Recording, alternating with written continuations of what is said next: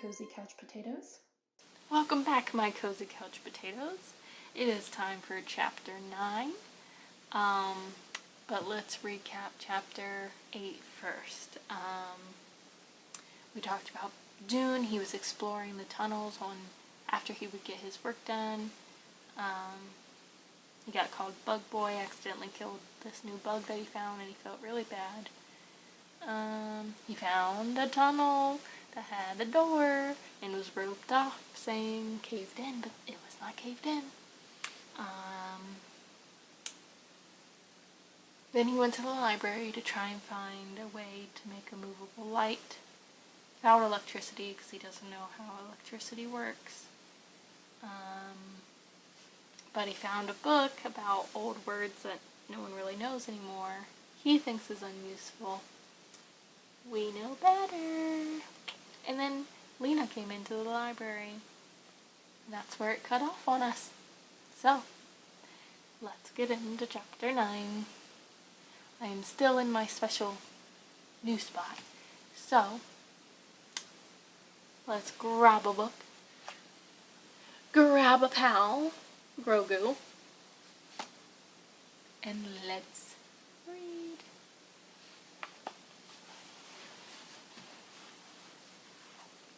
Chapter 9, The Door in the Roped-Off Tunnel. Lina saw Doon immediately. He was reaching up to set a book back on its shelf. He saw her too, when he turned around, and his dark eyebrows flew up in surprise as she hurried over to him. "Your father told me you were here," she said. "Doon, I found something. I want to show it to you."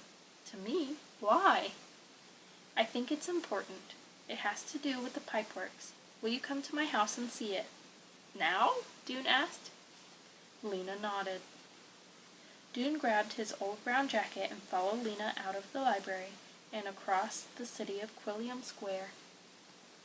Granny's shop was closed and dark when they arrived, and so Lina was surprised when they went upstairs and saw Evelyn Murdo sitting in her place by the window. "Your grandmother's in her bedroom," Mrs. Murdo said. "She didn't feel well, so she asked me to come." What's about to happen to Granny?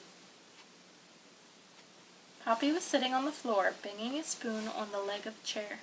Lina introduced Doon, then led him into the room she shared with Poppy. He looked around, and Lina felt suddenly self-conscious, seeing her room through his eyes. It was a small room with a lot crammed into it. There were 2 narrow beds, a very small table that fit into a corner, and a four-legged stool to sit on. On the wall, clothes hung from hooks, and more clothes were strewn untidily on the floor. "Me too, Lina, me too." Beneath the window was a brown stain made by the bean seed in its pot on the windowsill.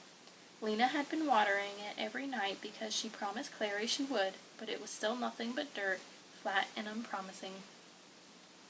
A couple of shelves beside the window held Lina's important possessions, the piece of paper she'd collected for drawing, her pencils, a scarf with a silver thread woven through it. On the parts of the wall that had no hooks and no shelves, she had pinned up some of her pictures. "What are those?" Doon asked. "They're from my imagination," Lina said, feeling slightly embarrassed. "They are pictures of another city." "Oh, you made it up?" "Sort of. Sometimes I dream of it." "I draw too," said Doon, "but I draw other kinds of things." "Like what?" "Mostly insects," said Doon. He told her about his collection of drawings, and the worm he was currently observing. To Lina this sounded far less interesting than an undiscovered city, but she didn't say so. She led Doon over to the table. "Here's what I want to show you," she said. She lifted the metal box. Before she could reach for the papers underneath, Doon took the box and started examining it. "Where did this come from?" he asked. "It was in the closet," Lina said. She told him about Granny's wild search and about finding the box with its lid open and Poppy with paper in her mouth. As she talked, Doon turned the box over in his hands, opened and closed its lid, and peered at the latch. "There's some sort of odd mechanism here," he said. He tapped at the small metal compartment at the front of the box. "I'd like to see inside this."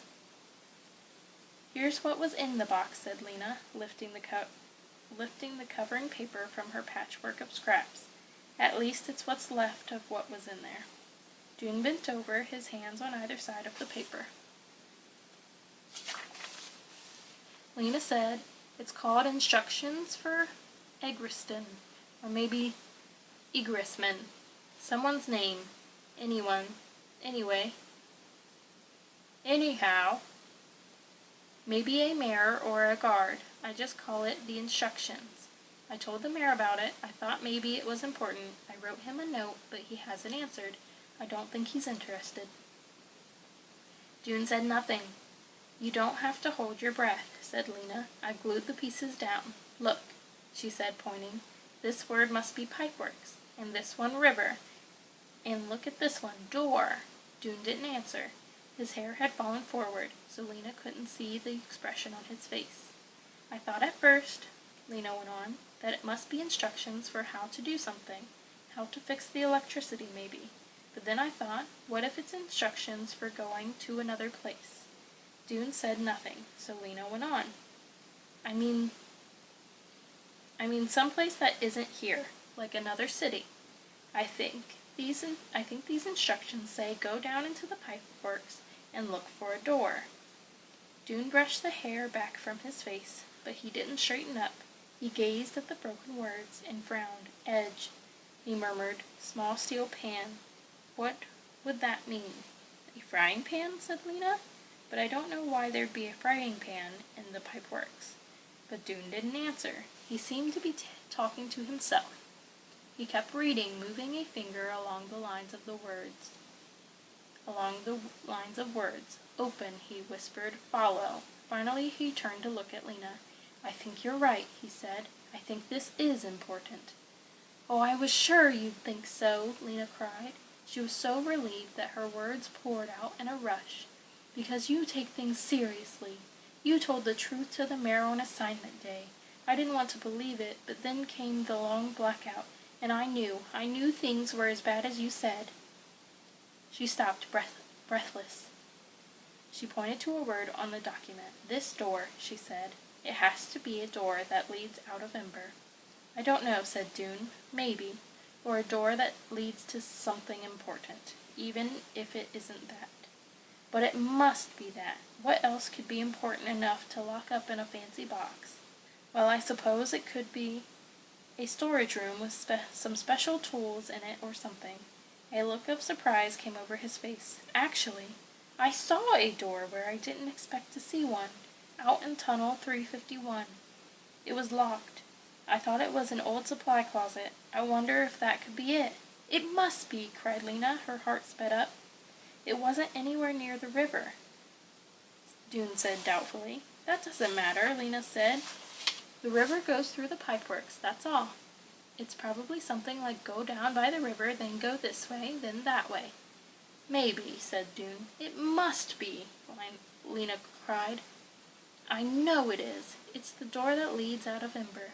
I don't know if that makes sense," said Doon. "A door in the pipeworks could only lead to something underground, and how could that? Lina had no patience for Doon's reasoning. She wanted to dance around the room. She was so excited. "We have to find out," she said. "We have to find out right away." Doon looked startled. "Well, I can go and try the door again," he said. "It was locked before, but I suppose—" "I want to go too," said Lina. "You want to come down in the pipeworks?" "Yes, can you get me in?" Doon thought for a moment. "I think I can. If you come just at quitting time and wait outside the door, I'll stay out of sight until everyone has gone, and then I'll let you in. Tomorrow?" "Okay, tomorrow." Lina stopped at home the next day only long enough to change out of her messenger jacket, and then she dashed across town to the pipeworks. Doon met her just outside the door, and she followed him inside, where he handed her a slicker and boots to put on. They descended the long stone stairway, and when they came out into the main tunnel, Lina stood still, staring at the river. "I didn't know the river was so big," she said, after she found her voice. "Yes," said Doon. "Every few years they say someone falls in. If you fall in, there's no hope of fishing you out. The river swallows you and sweeps you away." Lina shivered. It was cold down here, a cold that she felt all the way through. Cold flesh, cold blood, cold bones. Doon led her up the path beside the water. After a while they came to an opening in the wall, and they turned into it and left the river behind. Doon led the way through winding tunnels. Their rubber boots splashed in pools of water on the floor. Lina thought how awful it would be to work down here all day, every day. It was a creepy place, a place where it seemed people didn't belong. That black river, it was like something in a bad dream. She almost had that job, if it wasn't for Doon. "You have to duck here," said Doon. They had come to a roped-off tunnel. "But there's no light in there," Lina said. "No," said Doon. "We have to feel our way. It isn't far." He ducked under the rope and went in, and Lina did the same. They stepped forward into the dark.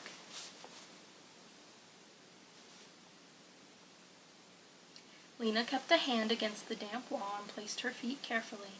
"It's right here," said Doon. He had stopped a few feet ahead of Lina.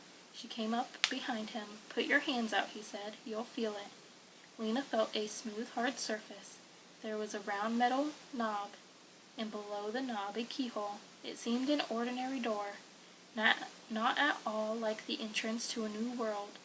But that was what made things so exciting. Nothing was ever how you expected it to be. "Let's try it," she whispered. Doon took hold of the knob and twisted. "Locked," he said. "Is there a pan anywhere?" "A pan?" The instructions said small steel pan. Maybe that would have the key in it. They felt around, but there was nothing. Just the rocky walls. They patted the walls. They put their ears to the door. They jiggled the knob and pulled it and pushed it. Finally Doon said, "Well, we can't get in. I guess we'd better go." And that was when they heard the noise. It was a scuffling, scraping noise that seemed to be coming from somewhere nearby. Lina stopped breathing. She clutched Doon's arm. "Quick," Doon whispered.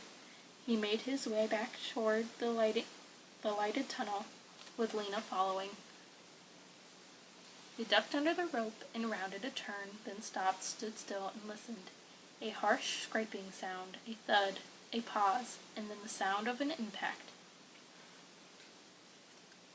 A short, explosive breath, and a muttered word in a gruff, low voice. Then slow footsteps, getting closer. They flattened themselves against the wall and stood motionless. The footsteps stopped briefly, and there was another grunt. Then the steps continued, but seemed to be fading. In a moment, from a distance, there was another sound, the chink of a key turning in a lock, and the click of a latch opening. Lina made an astonished face at Doon. Someone had gone down the rope tunnel and opened the door. She put her mouth close to Doon's ear. "Shall we try to see who it is?" she whispered. Doon shook his head. "I don't think we should," he said. "We should go. We could just peek around the corner." It was too tempting not to try. They crept forward to the place where the tunnel turned. From there they could see the entrance to the roped tunnel. Holding their breath, they watched. And in a minute they heard a thump and click, the door closing, the lock turning, and footsteps once again, this time quick. A long leg stepped over the rope, and the person it belonged to turned and walked away. All they saw was his back, a dark coat, dark untidy hair. He walked with a lurching motion that struck Lina as somehow familiar. In a few seconds he had vanished into the shadows. When they came up out of the pipeworks, they stripped off their boots and slickers and hurried out into Plumber Square, where they flopped down on a bench and burst into furious talk. Someone got there before us, said Lina. Doon said. He was walking slowly when he went in, as if he was looking for something, and he walked fast when he came out, as if he'd found something. What was it? I can't stand not to know.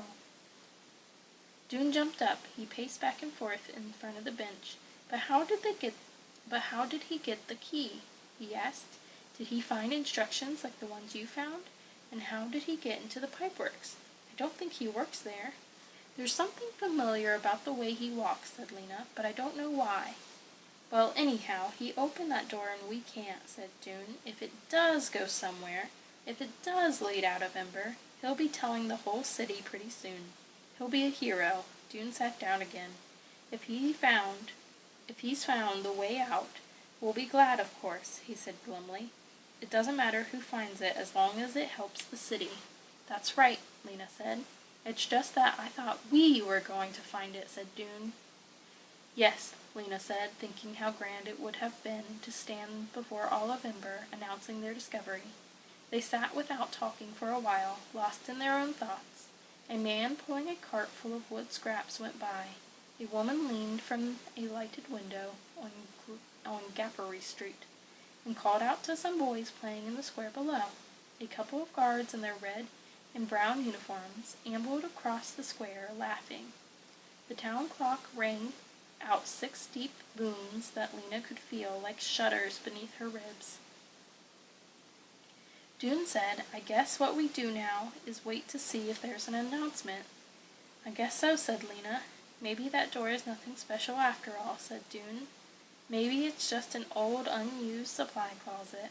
But Lina wasn't ready to believe that. Maybe it wasn't the door out of Ember, but it was a mystery nevertheless. A mystery connected, she was sure, to the bigger mystery they were trying to solve. And that is it, my cozy couch potatoes, for chapter 9. How exciting! Okay, that's all for me today.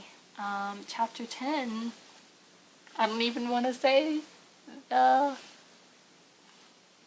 title of chapter 10 yet because it's exciting. So I'll wait till next time. Alright, guys. Although it's probably a dream by Lina, of course. But anyway, I hope you guys enjoyed that chapter as much as I did, and I can't wait to read some more with you next time.